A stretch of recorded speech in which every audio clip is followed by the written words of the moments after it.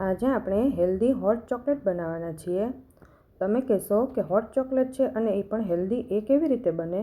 તો ચાલો કેવી રીતે બનાવું છું એ જોઈ લઈએ। એના માટે તમારે કેટલું દૂધ બનાવવું છે એના ઉપર આધાર રહે છે। હું અહીંયા અત્યારે 1 કપ દૂધ લઉં છું। આ દૂધને આપણે ગરમ થવા મૂકી દેવાનું છે।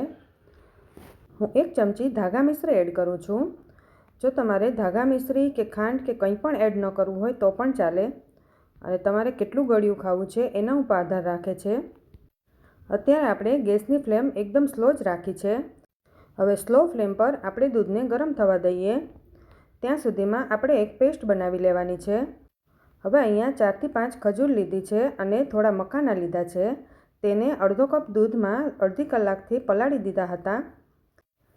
હવે આપણે ખજૂર અને મખાનાની એક સ્મૂથ પેસ્ટ બનાવી લેવાની છે। ખજૂર અને મખાના એડ કરવાથી આપણી હોટ ચોકલેટ એકદમ હેલ્ધી બને છે। હોટ ચોકલેટના બહાને આટલા મખાના અને આટલી ખજૂર પણ ખાઈ જાય છે।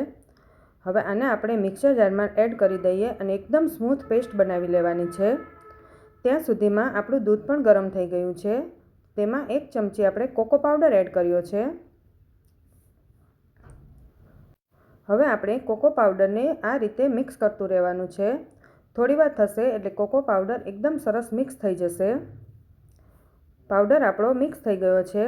હવે આપણે તેમાં આપણે જે પેસ્ટ બનાવી હતી એ એડ કરી દેવાની છે। પછી પેસ્ટ એડ કર્યા પછી પણ તેને 2 મિનિટ માટે ઉકાળવાનું છે। હવે તમારે આ દૂધને કેટલું થીક રાખવું છે એ ઉપર આધાર રહે છે।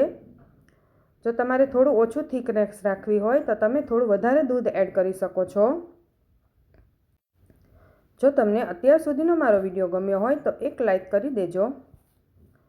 હવે આપણે આ બધું સારી રીતે મિક્સ કરી દઈએ। આપણે અહીંયા કોર્નફ્લોરનો પણ ઉપયોગ નથી કર્યો તો પણ આપણું દૂધ એકદમ સરસ ઘાટું જ થશે। હવે આપણે એક નાનો ટુકડો ડાર્ક ચોકલેટ લીધી છે। તમે અહીંયા મિલ્ક ચોકલેટ પણ લઈ શકો છો, પણ હોટ ચોકલેટ મિલ્ક ચોકલેટ કરતાં ડાર્ક ચોકલેટમાં વધારે સારી લાગે છે। હવે આપણે તેને 2 મિનિટ માટે ગરમ કરશું। ત્યાં સુધીમાં આપણી ચોકલેટ એકદમ સરસ ઓગળી જશે।